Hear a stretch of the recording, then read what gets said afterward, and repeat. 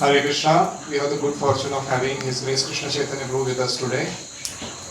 I saw him for the first time when he was about 8 years old, and he was the apple of the eye whenever we used to go to Mayapur. And I had a special fondness for Mayapur Gurukul and to him and his teachers there, because I would always see them like they are into something very divine, serious, pristine, which I always in my life, in the service of education, establishing Krishna conscious culture. So from the age of his, I guess, mother's womb, that he has been practicing bhakti, and his parents are both initiated devotees. He stayed in Mayapur Gurukul and got thoroughly trained in all the various aspects of Gurukul education. Now he is mainly into services of yajna, puja, vidhi, samskaras and deity worship. He is handling the service of the temple inauguration of TOVP, when the deities will be moved, shifted and reinstalled, so to say, in their new location. And he has been also great inspiration for our Yogeshwar Keshav Prabhu, who was in the Mayapur Gurukul when he had joined. We have Azad and Haridev, who also drew a lot of inspiration in him when they had joined Mayapur Gurukul. And I remember me taking many IIT Kharagpur boys and IIT Warangal and IIT Surathkal boys for trips to Mayapur Gurukul. And every time I would ask his permission to take them around in the Mayapur Gurukul to show them the whole place. And he will be like tour guide. And he was so small, and they were IITers asking weird questions, thinking they're very great logicians. And he would very confidently and sweetly smash all their misconceptions. And it was very amazing to see this quality of his personal conviction and his personal appreciation towards Krishna consciousness. So we are very fortunate that he is here today because of some services he had got to do with Pune Temple. They had also done the inauguration of many of our temples. Wherever there is temple deity installation, the whole team goes. Pune Temple was also inaugurated by he and his teachers.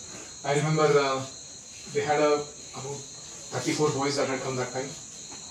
And one time I had arranged ice cream prasad. And I asked him how much can the boys eat. He asked me how much can you feed. I said unlimited. He said you mean it? I said yes, I mean it. So then he said bring 10 kg then we will see. So there was one devotee friend of mine who was into ice cream manufacturing. He used to make natural ice creams, not like any chemical based. So I told him this. And he was shocked. He said 34 points, how much can they eat? I said no, he told me. That's a starter. And then he brought it. And all these Mayapur boys, they just finished it like that. In some time they finished the whole thing. And I thought they ate so much. I think I bought 15 kg or something. They finished it. After that I felt अभी प्रसाद क्या खाएंगे लोग? क्योंकि main course मील तो अभी चालू करना था. मैंने वहाँ छोटा सा लड़का था उसको बोला, you ate this so much, how will you finish the main course? Oh Prabhu, that was our starter. He said, we just got warmed up, you know. So that was my introduction to the Mayapur Gurukula's culture, you know.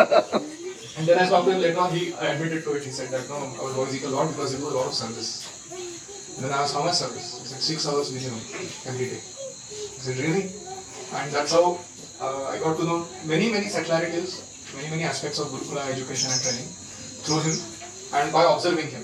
I had gone for 1.5 years training in Mayapur Gurukul. I stayed with the team of the Pune Brahmacharis there. And seeing them in action, you would learn a lot. So I'm very happy and grateful that he has come today to give us his association. I pray that our collaboration and service grows together in the near future. I also pray that he starts many Gurukulas in future, which is a great need of our. And I wish him well. I really want all of you to hear from him with rapt attention. Thank you. Hare Krishna.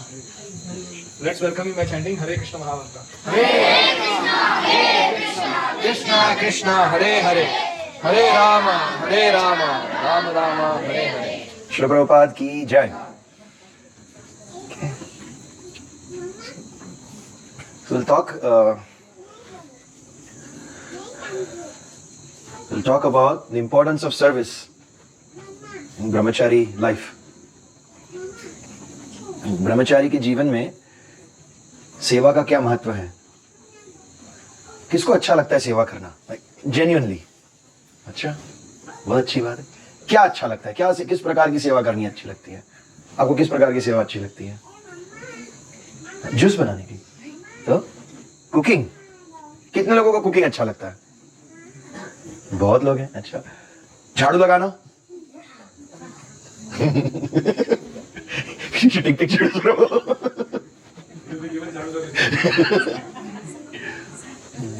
गौ सेवा और ठाकुर जी की सेवा। Okay, बहुत अच्छी बात है। तो ब्रह्मचारी का अर्थ होता है सेवक, उसको सेवा ही करना है। हम लोग कहते हैं भाई मैं तो ब्राह्मण हूं, मैं क्षत्रिय हूं, कोई कहता है मैं वैश्य हूं, कोई कहता है मैं शूद्र हूं। तो ब्रह्मचारी का क्या वर्ण होता है, किसी को पता है? ब्रह्मचारी कौन है? ब्राह्मण है, क्षत्रिय है, कौन है? ब्राह्मण है। कितने को लगता है कि ब्रह्मचारी का अर्थ होता है वो ब्राह्मण है? जिसको लगता है हाथ उठाओ, आजू बाजू मत देखो। ब्रह्मचारी मतलब ब्राह्मण। अच्छा ठीक है। तो कितने लोगों को लगता है ब्रह्मचारी मतलब क्षत्रिय? नहीं। वैश्य, शूद्र, मतलब ब्रह्मचारी मतलब ब्राह्मण ही होगा। तो एक्चुअली ब्रह्मचर्य का कोई वर्ण ही नहीं होता। वो ब्राह्मण भी नहीं है, क्षत्रिय भी नहीं है, वैश्य भी नहीं है, शूद्र भी नहीं है। ब्रह्मचारी सेवक है, किसी का भी सेवा करने के लिए वो तैयार है। अच्छा, ब्रह्मचारी के लिए सेवा इतना महत्वपूर्ण क्यों है? किसी को आइडिया? क्यों कहते हैं ब्रह्मचारी को सेवक? तो इतना महत्वपूर्ण क्यों है सेवा करना?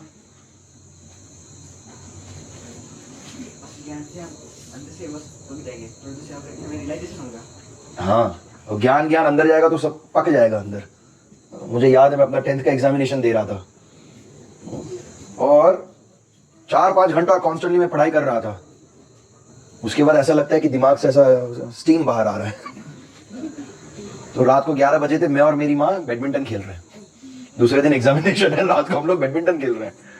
उसके बाद जाकर दिमाग फ्रेश हो गया, सो गए, सवेरे उठ के अच्छा सा एग्जामिनेशन हो गया। क्यों? दिमाग वो पढ़ाई करके करते बहुत पक जाता है। पर जब सेवा करते हैं तो हमने क्या क्या पढ़ाई किया है उसके विषय में हम लोग को विचार करने का टाइम मिलता है वो सेवा करने के समय। और जब सेवा करते हैं तो किसी को ऐसा अहंकार आ सकता है, मैं इस गुरुकुल का सबसे बेस्ट झाड़ू निकालने वाला हूं। ऐसे दिमाग में आता है कभी का?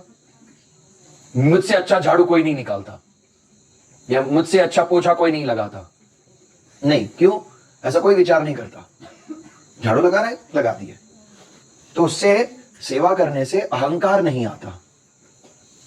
और जब अहंकार नहीं है तो हम सब कार्य बहुत अच्छे से कर सकते हैं, सब कुछ।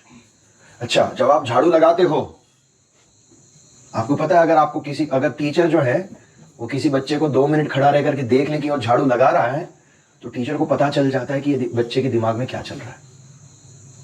आपको पता है ये बात? कभी ऐसा हुआ आप कुछ कर रहे हो, टीचर ने आके बोल दिया, ऐसा क्यों सोचते हो, ये करने का प्लान है ना तुम्हारा? ऐसा कभी देखा है? बाल बंधु आकर के बोल दिया, तुम लोग का ये आज ऐसा नहीं करना। बोले हम लोग तो ऐसे सोच रहे। कैसे हो गया? अब झाड़ू कैसे पकड़ते हो, कितना बेंड होते हो, कितना अच्छे से निकालते हो या ऊपर ऊपर से निकाल दिया, ये सब देख करके टीचर को पता चल जाता है कि ये बच्चा कितना होशियार है या आलसी है। कैसे? हमने झाड़ू पकड़ा, यहां से सब बहुत पत्ते गिरे ना आज कुछ दिनों से, तो जब हम झाड़ू निकालते हैं तो कितने अच्छे से उसको साफ किया। अगर बहुत अच्छे से साफ किया तो उसका अर्थ क्या होता है कि इस व्यक्ति को जो भी कार्य दो वो अच्छे से करेगा। तो ये होशियार बच्चा है। हो सकता है उसको मैथ और इंग्लिश में कम मार्क्स आए हैं, पर वो जो भी काम करेगा वो बहुत अच्छे से करेगा। अगर ऐसे ऊपर ऊपर से ऐसे निकाल दिया, ऐसे झाड़ू लेकर के इसको हवा दिया तो पत्ते उड़ रहे हैं। आज किया ना, कितने लोगों ने वो किया? मैंने देखा ऐसे घुमा रहे हो ना झाड़ू, ऐसे गोल गोल, ऐसे पत्ते थोड़े ऐसे उड़ उड़ के जा रहे हैं। मस्ती आती है, मजा आता है ना उसमें? नहीं, मस्ती कर सकते हैं, उसमें कोई प्रॉब्लम नहीं है। पर अगर ऐसे ठीक ठाक किया तो पता चल जाएगा, हाँ ये व्यक्ति ठीक ठाक ही करता है। तो बहुत इंपॉर्टेंट है। रूप गोस्वामी कहते हैं कि हर भक्त को हाईली एजुकेटेड होना चाहिए, विद्वान होना चाहिए। तो विद्वान का क्या अर्थ होता है? किसको पता है विद्वान का अर्थ क्या होता है? विद्वान जैसे जिसको बहुत सारे शास्त्रों का ज्ञान है और साथ में ही उसका अच्छा चरित्र है, ये दोनों वस्तु होनी चाहिए। अगर जिसके पास ये दोनों वस्तु हैं, उसका अच्छा चरित्र भी है और उसका अच्छा ज्ञान भी है, उसे कहते हैं हाईली लर्नेड। ऐसे लोग बहुत अच्छे होते हैं। क्यों? किसी भी परिस्थिति में वो आपको सहायता कर सकते हैं। अगर कोई फ्रेंड है आपका जिसको बहुत अच्छा ज्ञान है, हाँ? समझो यहां से नीचे सेवा करते करते आप गिर गए, चोट लग गई, कोई फ्रेंड, समझो टीचर अभी दूर है, कोई फ्रेंड है, तुरंत वो उसको पता है कि अरे दवाई कहाँ पे रखी है, तुरंत आके उसने साफ कर दिया, दवाई लगा दी, पट्टी लगा दी, ठीक हो गया तुरंत, तो अच्छा है ना? क्यों? उसको ज्ञान भी है और उसका चरित्र भी अच्छा, उसको मित्रता है कि नहीं मेरे मित्र को कुछ कष्ट हुआ, मैं तुरंत उसको सेवा करता हूं, वो बेस्ट। दूसरा क्या होता है कि उसको ज्ञान ज्यादा नहीं है पर चरित्र अच्छा है, तो वो क्या करेगा, अरे लग गई, मुझे पता नहीं है कि दवाई कहां पे लगा है, वो क्या करेगा, तुरंत भागेगा, टीचर, गुरुजी, या कोई बड़ा लड़का है जिसको पता है अरे इसको चोट आई, इसको हमें देखना होगा, उसमें थोड़ा ज्यादा टाइम लगता है ना? क्यों? उसका चरित्र अच्छा है पर उसको ज्ञान नहीं है। फिर तीसरा कैटेगरी का आदमी आता है जिसको ज्ञान भी नहीं है, चरित्र भी नहीं है। वो देखेगा ये गिर गया, ठीक है, क्या फर्क पड़ता है, मैं अपना खुद का करता हूं। वो तीसरा प्रकार का व्यक्ति है। पर एक और प्रकार का व्यक्ति है जो बहुत नुकसान देता है। क्या होगा, कुछ आइडिया है?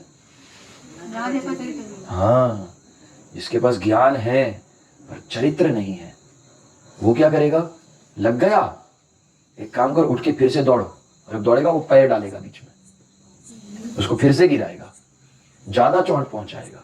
क्यों? उसका चरित्र अच्छा नहीं है। तो हम हमारी चरित्र का अच्छा कैसे बना सकते हैं? सेवा करके। हम जितना अच्छे से सेवा करेंगे, हिंदी में कहते हैं ना, सेवा करो मेवा खाओ। मेवा अच्छा लगता है, पेड़ा है, सबको अच्छा लगता है। क्यों? अगर हम सेवा करते हैं, उस सेवा का अच्छा फल हमको अवश्य मिलता है। हम गौ माता की सेवा करते हैं, गौ माता अच्छे से दूध देती है। अगर हम दूध को दोएंगे नहीं, उसका सेवा नहीं करेंगे, तो हमें दूध मिलेगा नहीं मिलेगा। तो इसलिए सेवा करना बहुत जरूरी है। हमें कैसे बनना है? फर्स्ट क्लास आदमी, जिसको ज्ञान भी है और उसका चरित्र भी बहुत अच्छा है। तो सेवा करके हमको चरित्र अच्छा हो जाएगा। दूसरा क्या है? वो चरित्र को अच्छा करने के लिए हम किससे सीखेंगे?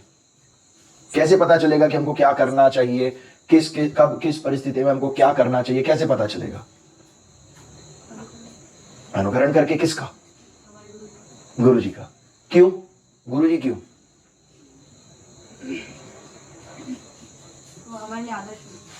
कैसे आदर्श बने? नहीं, हाँ, उन्होंने भी वही कार्य किया है। उन्होंने भी सेवा किया और ज्ञान प्राप्त भी किया, इसलिए वो गुरुजी बने। गुरुजी बनना साधारण नहीं है। उन्होंने बहुत तपस्या की अपने जीवन में। गुरु का स्तर ऑलमोस्ट भगवान के स्तर पर है। हाँ, कितना बड़ा हो गया ना। तो समझो प्रभुपाद जी को हम कहां रखते हैं? ठाकुर जी के पास में। क्यों? हम सबके गुरुजी हैं। हमारे गुरुजी के भी गुरुजी, उनके गुरुजी के गुरुजी भी हैं, हमारे सबके गुरुजी, इसलिए उनका स्तर का है भगवान के पास में। शास्त्र में कहते हैं सबसे पहला गुरु कौन है? मां। हमारी माता हमारी सबसे पहली गुरु है। क्यों? हमको चलना सिखाया, बोलना सिखाया, सब काम करना सिखाया। दूसरे नंबर में गुरुजी कौन है? पिताजी। गुरु पत्नी तो बाद में होंगी, जब हम गुरुकुल आएंगे। पिताजी। क्यों? वो हमको शिक्षा प्रदान करते हैं। और तीसरे नंबर में गुरुकुल में हमारे गुरुजी। और शास्त्र कहता है ये तीनों को भगवान के समान ही आदर देना चाहिए। तो शास्त्र क्या कहता है? मातृदेवो भव। फिर से हम लोग साथ में बोलेंगे, मातृ देवो भव, पितृ देवो भव, आचार्य देवो भव। एक और व्यक्ति है, अतिथि देवो भव। ये हमारी गुरुकुल की संस्कृति है। माता, पिता, गुरु और अतिथि। अतिथि मतलब ऐसे गेस्ट जिसको हमने बुलाया भी नहीं, अपने आप आ गए। इन चारों को भगवान के समान उनका सम्मान करना चाहिए। ऐसा करने से कृष्ण को बहुत प्रसन्नता होती है। तो हमें क्या करना होगा? अगर हमें गुरु जी को भी देवो भव समझना है, मतलब उनका सेवा करना है, उनकी क्या आवश्यकता है उसको पूरा करना है। जब गुरु जी की सेवा करेंगे तो हमको क्या मिलेगा? उनका जो एक्सपीरियंस है वो हमें मिलेगा, उनमें जो ज्ञान है वो हमें मिलेगा। अर्जुन ने, पांडवों ने, कौरवों ने, सभी ने द्रोणाचार्य के पास शिक्षा लिया गुरुकुल में, पर द्रोणाचार्य का बेस्ट स्टूडेंट कौन है? अर्जुन। क्यों? बहुत सेवा किया। एक बार सारे पांडव बैठ के खेल रहे हैं, पांडव हैं, कौरव हैं, सभी लोग खेल रहे हैं। अर्जुन ने देखा गुरुजी कुछ पढ़ा रहे हैं, जाकर के देखा क्या पढ़ा रहे हैं? अश्वत्थामा को चक्रव्यूह का पाठ पढ़ा रहे हैं। गुरुजी मुझे भी सीखना है। और बैठो, खेलना नहीं है तुम्हें वहां जाकर के? और नहीं गुरुजी मुझे सीखना है। ठीक है। महाभारत का जब युद्ध हुआ तो द्रोणाचार्य ने चक्रव्यूह बनाया, पर उन्होंने कहा कि इस चक्रव्यूह को तोड़ना केवल अर्जुन को आता है, इसलिए अर्जुन को कहीं दूर ले जाओ। जब उसे दूर ले जाओगे तो चक्रव्यूह की रचना करके मैं पांडवों को हरा दूंगा। और द्रोणाचार्य को यह नहीं पता था कि अर्जुन को, अभिमन्यु को भी चक्रव्यूह का ज्ञान है, पर उसको आधा ही ज्ञान है। चक्रव्यूह में प्रवेश करना जानता है, बाहर निकलना नहीं जानता। क्यों? क्योंकि वो जब बच्चे थे पेट में, मां की पेट में, तब उनको चक्रव्यूह का ज्ञान सुनाया जा रहा था, तो वो सुन रहे हैं पेट में। और जब उसको बाहर निकलने का मार्ग बता रहे थे तो मैया सो गई, सुभद्रा देवी सो गई। तो क्योंकि सुभद्रा देवी सो गई इसलिए अभिमन्यु को पता नहीं है कैसे बाहर आना है। वैसे ही हम लोग क्लास में जब सो जाते हैं तो क्या होता है?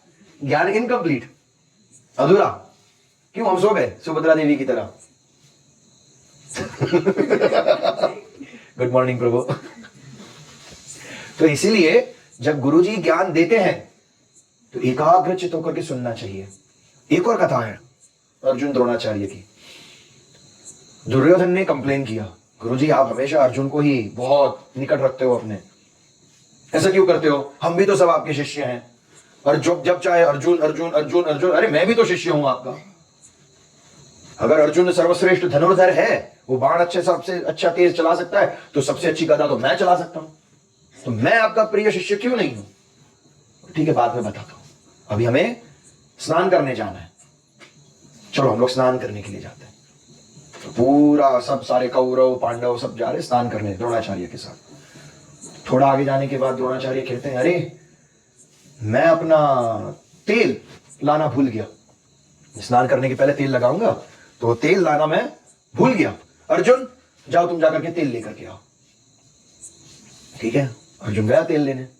बाकी सब क्या गए? हाँ देखो, फेवरेट स्टूडेंट है ना, उसको भेजा, हमको नहीं भेजा। फेवरेट स्टूडेंट जो भी कर रहे हैं अर्जुन। ठीक है, तो द्रोणाचार्य ने कहा ठीक है, जब तक अर्जुन आता है तब तक मैं आपको कुछ सिखाता हूं। तो उन्होंने क्या किया, जमीन पे एक मंत्र लिखा। वो मंत्र लिख करके बोला ये मंत्र है, धनुष बाण लिए, मंत्र पढ़ा, तीर छोड़ दिया।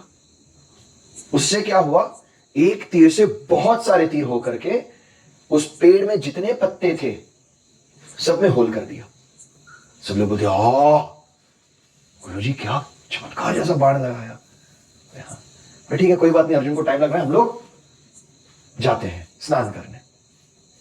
अब स्नान करके सब लोग स्नान किए, अर्जुन भी आए, तेल लगाया, स्नान किया, रिटर्न आ रहे तो पेड़ में जाकर के क्या देखा, हर पत्ते में 2 होल है।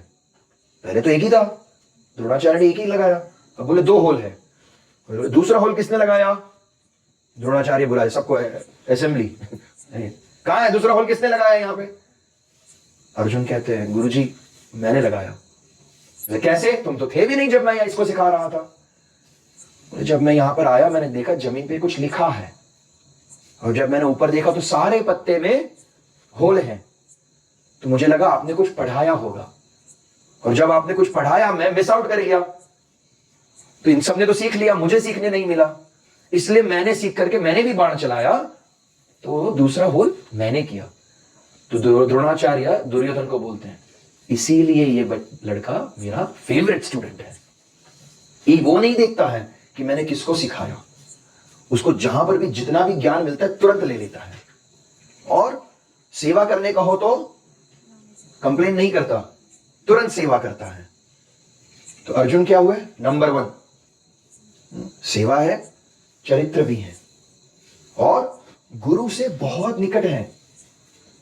तो हमें भी अगर नंबर 1 बनना है, जैसे दुर्योधन गदा चलाने में नंबर 1, भीम और दुर्योधन दोनों, महाराज युधिष्ठिर भाला चलाने में नंबर 1, अर्जुन बाण चलाने में नंबर 1, नकुल सहदेव तलवार चलाने में नंबर 1। अपनी अपनी क्षमता के अनुसार, अपनी कैपेसिटी, हाँ भाई मैं इतना सीख सकता हूं, मुझे और या मुझे इस सब्जेक्ट में इंटरेस्ट है, गुरु जी की सेवा करके नंबर 1 बन गए, है ना। तो ऐसे ही हमें भी क्या करना है, गुरु की सेवा। उससे क्या होगा, हमें जब भी कभी भी कुछ भी प्रॉब्लम हो, हम गुरु जी के पास जाकर के बोल सकते हैं, गुरु जी मुझे इस वस्तु की आवश्यकता है, या मेरा कोई प्रश्न है, या मुझे कुछ जानना है, आप प्लीज थोड़ा समय मुझे दीजिए। अगर कोई हो सकता है प्रॉब्लम हो, क्या प्रॉब्लम है भाई? वो मेरा पेट दुख रहा है, मैं ये सेवा नहीं कर सकता, आपने जो बोला पूरा यहाँ पे झाड़ू लगाओ, मुझे सच में बहुत पेट दर्द हो रहा है, बोल सकते हैं। या आज मुझे पढ़ाई करने की बिल्कुल इच्छा नहीं है, होता है ना कभी कभी, आज नहीं पढ़ना है, भगवान करे मेरे टीचर का पेट दर्द हो, वो क्लास में ना आए, क्यों? हमको छुट्टी मिलेगी, है ना। कभी कभी ऐसा विचार आता है, हम भी जब बच्चे थे हमें भी आया था, पर उससे नहीं, हमें जाकर के पूछना है। तो एक स्टूडेंट के लिए पढ़ाई तो बहुत इंपॉर्टेंट है ही, साथ में सेवा भी बहुत इंपॉर्टेंट है, और इन दोनों से ज्यादा इंपॉर्टेंट है कि हम हमारे गुरु जी से बहुत डीप कनेक्शन रखें, जैसे अर्जुन है बेस्ट एग्जांपल, कोई कंप्लेंट्स नहीं। फिर जब इनका सभी का गुरुकुल का अध्ययन कंप्लीट हो गया, पांडवों का, कौरवों का, तो द्रोणाचार्य कहते हैं अभी टाइम आ गया आप लोगों को गुरु दक्षिणा देनी है। तो क्या किया? महाराज द्रुपद को जाकर के हरा कर उसको मेरे पास ले आओ। कौरव कहते हैं हम लोग जाएंगे, 100 भाई है हम लोग, नो प्रॉब्लम। हस्तिनापुर से एक छोटी सी सेना लेकर के गए। महाराज द्रुपद कोई छोटे मोटे राजा तो है नहीं, बहुत बड़े महारथी हैं, सबको हरा दिया। ये लोग हार करके रिटर्न आए। तब अर्जुन क्या कहते हैं? उसे सर लटका करके खड़े, बोले अर्जुन क्या हुआ? द्रोणाचार्य पूछते हैं। बोले गुरुजी आपने उनको जाने के लिए कहा, मुझे क्यों नहीं कहा जाने के लिए? नो प्रॉब्लम, तुम्हारा भी टाइम आएगा, तुमको भी मिलेगा। लोग जब हार करके आए तो बोले ठीक है अभी आप लोग जाओ। तो ये लोग तो 5 जन हैं, सिर्फ सेना भी नहीं लेकर के गए। पर क्या किया? बस एक ही विचार कि मुझे अपने गुरु जी को प्रसन्न करना है, और उस विचार से क्या करके आए? द्रुपद राजा को बंदी बना के उनको, उनकी पूरी सेना को, केवल 5 लोग, महाभारत में वर्णन आता है भीमसेन, उसको तो वो रथ पर भी नहीं गए, बाकी 4 तो रथ पे जा रहे हैं, और भीमसेन क्या कर रहे हैं? गदा लिया और रथ से तेज आगे दौड़ रहे हैं, रथ के आगे। तो जब महाराज द्रुपद ने देखा अरे 5 लोग हैं, पहले तो सेना आई थी, ये तो सिर्फ 5 लोग हैं, ये लोग क्या कर लेंगे? तो भीमसेन बता के मैं बताता हूं क्या करता हूं। वो जहां पर हाथी सारे खड़े थे उनके पास जाकर के हाथी की सूंड को ऐसे पकड़ के, उसमें तो 10,000 हाथी का ताकत है ना, उसको हाथी के सूंड को पकड़ के ऐसे ऐसे घुमा रहे और ऐसे जोर से ऊपर फेंका, इतना ऊपर फेंका कि वो स्पेस में चले गए हाथी, वो नीचे गिरे ही नहीं वापस कभी। तब महाराज द्रुपद कहते हैं इधर प्रॉब्लम है। तो हाथी को ऊपर लगा दिया, क्या पता अभी कोई सैटेलाइट घूम रहा होगा तो देखेगा इधर हाथी ऐसे जा रहा। और अर्जुन ने उनको हरा दिया, सब पांडवों ने मिलकर हरा करके लेकर आए। एक और ऐसा एग्जांपल है हमारे इस पास में, जिसने गुरु जी को प्रसन्न करने के लिए पूरा संसार जीत लिया, कौन है? अरुणी संसार नहीं जीते थे, प्रभुपाद। उनका प्रभुपाद जी को सिर्फ एक ही गुरु जी ने आशीर्वाद दिया, जाकर के विदेश में प्रचार करना, इंग्लिश भाषा में प्रचार करना। तुम पढ़े लिखे हो, इंग्लिश भाषाओं में प्रचार करो। तो प्रभुपाद जी कितना रुपया लेकर के गए थे? 40 रुपया। 40 रुपये में क्या आता है? 2 वड़ा पाव। तो 40 रुपया लेकर के गए और इतना बड़ा इस्कॉन संस्था बनाया, है ना? क्यों? गुरु जी की आज्ञा। जिस किसी भी व्यक्ति ने महान बनना है, गुरु जी को संपूर्ण रूप से शरणागत होकर के करते हैं। तो आप सभी भी अपने जीवन में कुछ बड़ा करना है, अपने माता पिता और अपने गुरु, इनको संपूर्ण रूप से शरणागत होकर के उनकी सेवा करके उनके आशीर्वाद मिले तो कोई भी प्रभुपाद जी के समान महान बन सकता है। तो कितने लोग चाहते हैं कि प्रभुपाद जी की तरह कृष्ण भक्ति को पूरे संसार में बढ़ाए? कितने लोग चाहते हैं? गुड। तो इसमें सीक्रेट क्या है? गुरु सेवा, शास्त्र का अध्ययन और धाम सेवा। ठीक है? किसी का कोई प्रश्न है?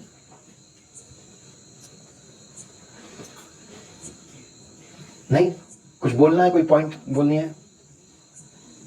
बोलो प्रभु जी। आपको पूछना था कि आपके मायापुर गुरुकुल और मायापुर के बारे में जनरल एक्सपीरियंस है आपसे।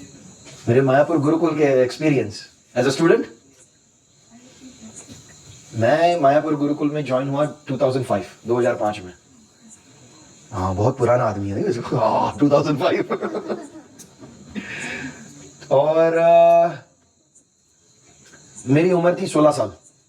तो टीचर ने बोला इस लड़के को हम कोई क्लासेस में बैठने नहीं देंगे। क्या करो? पूरा दिन पूरा गुरुकुल में झाड़ू लगाओ।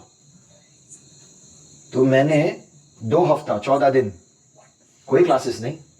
गुरुकुल में सवेरे मंगला आरती के लिए जाकर के गुरुकुल जाना है और शाम के 6 बजे तक अलग अलग सेवाएं करनी है। सबसे पहले जाके पूरा गुरुकुल में झाड़ू लगाओ, अकेला झाड़ू लगाओ। फिर ब्रेकफास्ट टाइम हो गया तो वहां पे रसोई करो। रसोई के बाद सब लोग ने खा लिया। खाने के बाद जो जहाँ पे हम लोग ने खाया है वहां पे फिर से पानी डाल के झाड़ू लगाओ, क्योंकि वहां पे पत्थर टाइल्स नहीं थे, गोबर मिट्टी है। तो वहां पे पानी छिड़क के झाड़ू लगाओ। उसके बाद बर्तन धो। उसके बाद फिर से जाकर के कहीं जाकर के झाड़ू लगाओ। कुछ दिए हैं बहुत पुराने जिसमें बहुत तेल जम गया है, उसको क्या कहते हैं, अग्नि लकड़ी है या गोबर के कंडे से हम लोग रसोई करते थे, तो उसका जो भस्म है उसे घिस घिस के उसको चमकाओ, दिए को चमकाओ। फिर लंच टाइम हो गया, फिर से सेवा। शाम को 6 बजे तक सेवा करनी है। कब से? सवेरे 5 बजे से शाम को 6 बजे तक 13 घंटा। 14 दिन 13 घंटा मैंने सेवा की, तब जाकर के मुझे गुरुकुल में एंट्रेंस मिला कि ठीक है अब तुमको हम क्लासेस में बैठने देंगे। दिन के 2 क्लास, एक था मंत्र क्लास और एक था इतिहास क्लास, पुराण क्लास, महाभारत। तो ऐसे मैंने गुरुकुल में मुझे एंट्रेंस मिली। बोले बहुत बड़ा हो गया, पहले इसको हमें सुधारना पड़ेगा। उसके बाद मंत्र क्लासेस, सारे क्लासेस शुरू हो गए। फिर मेरी ब्राह्मण दीक्षा हो गई। तो ब्राह्मण दीक्षा हुई तो फिर मुझे वहाँ पे जो ठाकुर जी हैं उनकी सेवा करने का अवसर मिला, यज्ञ सीखने का अवसर मिला। फिर हम लोग ने इंग्लिश, वैदिक मैथमेटिक्स, हिस्ट्री, जियोग्राफी,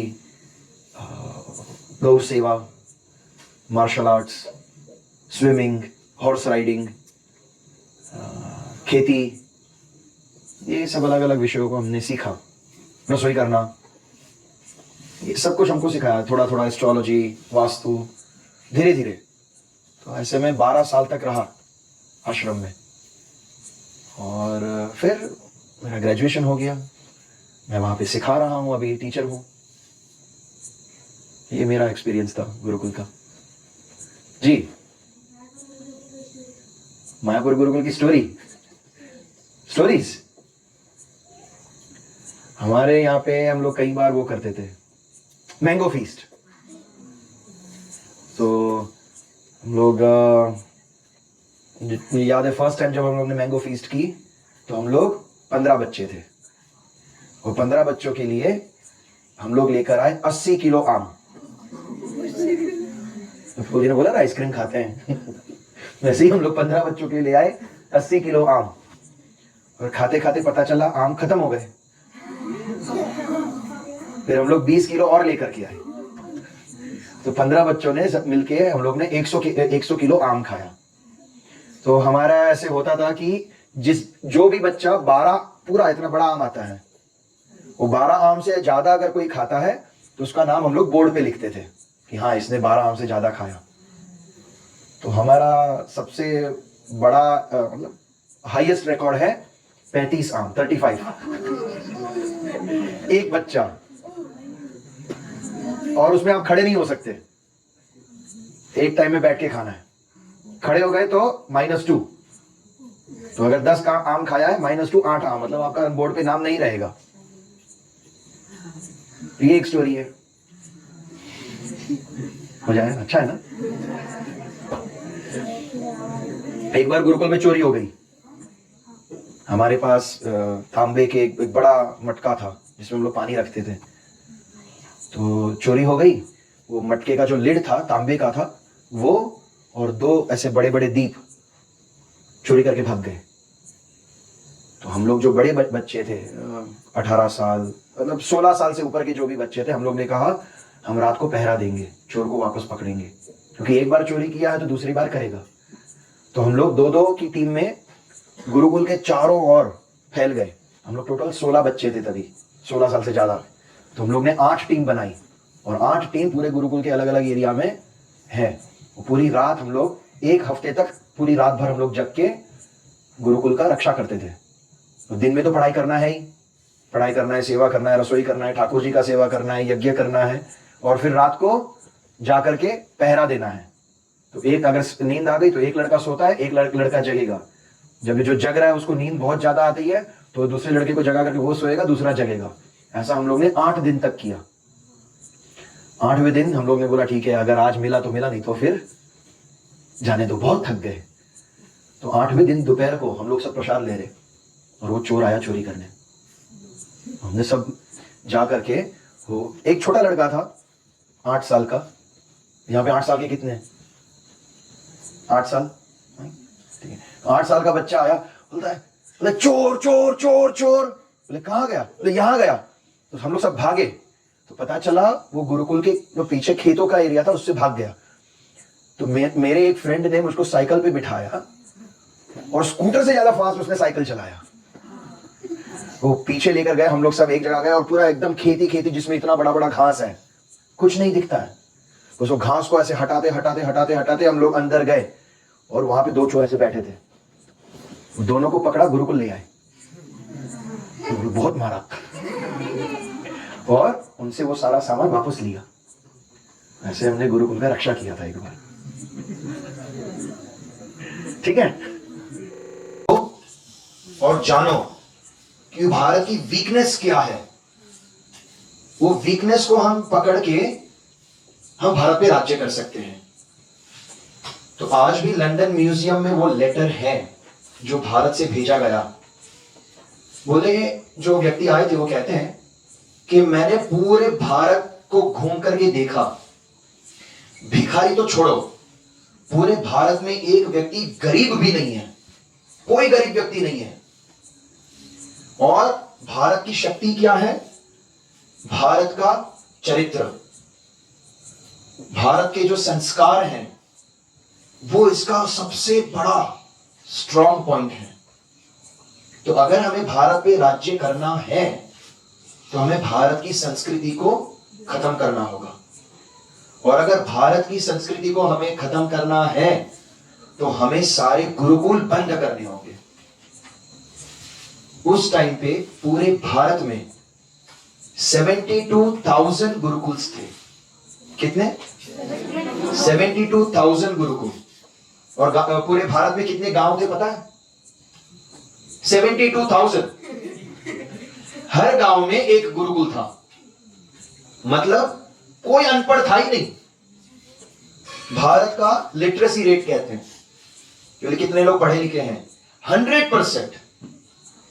कोई ऐसा व्यक्ति नहीं था जो अनपढ़ है, बुद्धू है, अज्ञानी है, नहीं था भारत में। और आज भारत में कितने गुरुकुल हैं? 100-150 होंगे, 72 मे बी। तो अगर उस समय में कहते थे भारत क्या है? सोने की चिड़िया।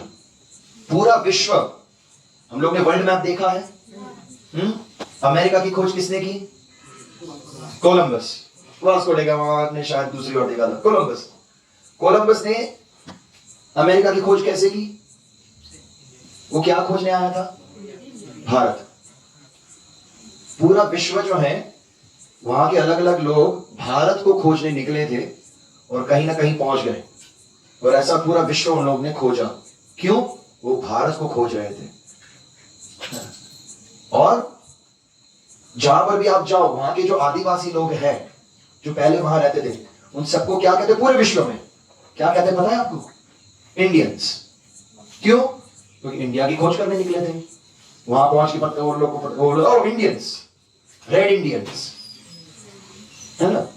तो इसीलिए अगर हमें फिर से हमारी भारतीय संस्कृति को या भारत देश को नंबर 1 फिर से बनाना है, तो हमें ऐसे ही गुरुकुल की और भी स्थापना करनी होगी। एटलीस्ट 72,000 फिर से करना होगा। तो और आप लोग जो यहाँ गुरुकुल में बैठे हैं, आप सभी एकदम 100% केपेबल हैं ये सब करने के लिए। केवल क्या करना है? गुरु जी जो कहे 100% उसको फॉलो करना है। दूसरा आड़ा टेढ़ा नहीं जाना, 100%। तो गुरुकुल इतना इंपॉर्टेंट है हमारे जीवन के लिए, मानव जीवन के लिए इतना इंपॉर्टेंट है। तो आप सब हो तैयार? हरे कृष्णा। हाँ प्रभु। पढ़ाया जाता, उनको पढ़ाया जाता है कि विश्व पर राज्य कैसे करना है ना? क्यों? और हमें इंग्लिश स्कूल में क्या सिलेबस सिखाते हैं? आप MBA करो, IIT करो, सब कुछ करो, और उसके बाद जाकर के कहीं किसी की नौकरी करो। गुरुकुल का कॉन्सेप्ट अलग है। गुरुकुल कहता है हर एक व्यक्ति अपने आप में सक्षम है कि वो कुछ भी कर सकता है। जैसे माता जी बता रहे थे, उसको जंगल में भी डाल दो वो तो जीवित वापस बाहर आ सकता है, इतना उसको ट्रेनिंग है। वो कुछ भी कर सकता है, उसको जो करना है, जो चाह है, वो कर सकता है।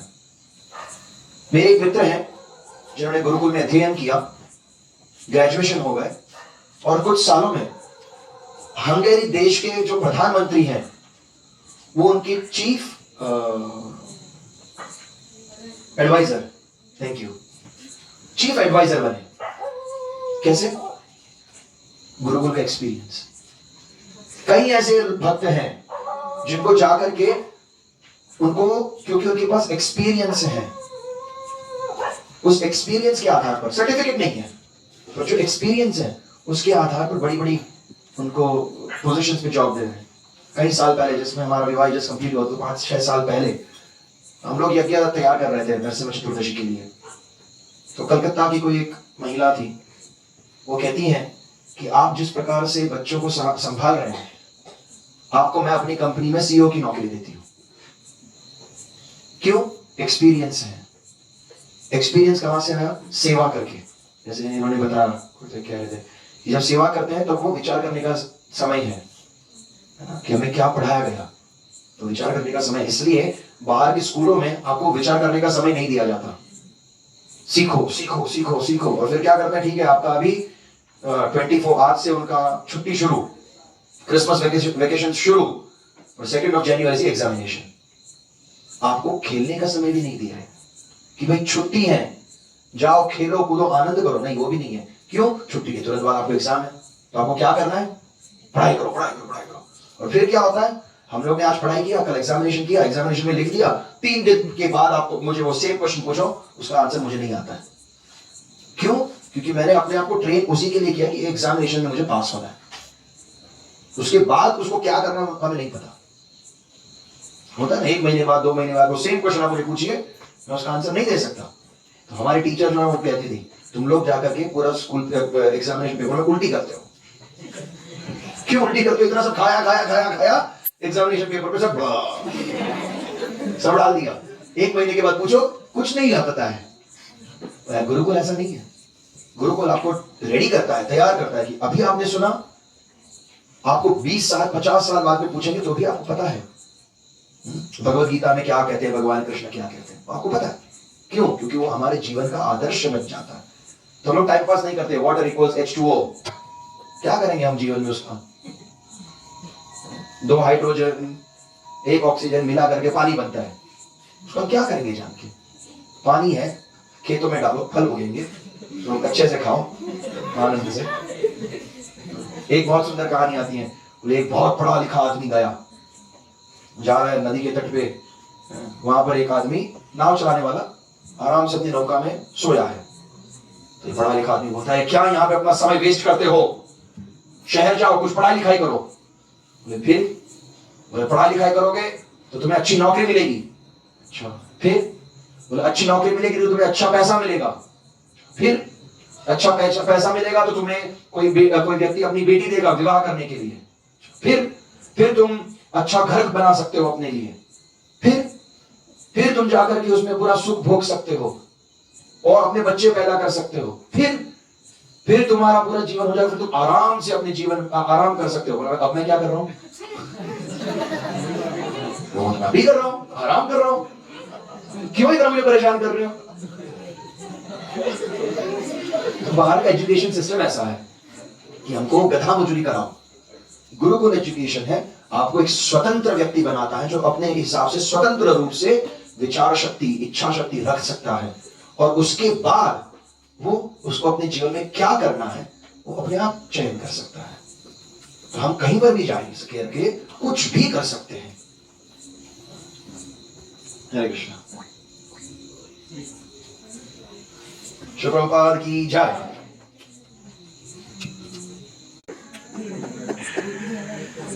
हरे कृष्णा। श्री प्रभुपाद की जय। गुरुकुल भक्त वृंद की जय। निताई गौर प्रेमानंदे। हरि हरि बोल।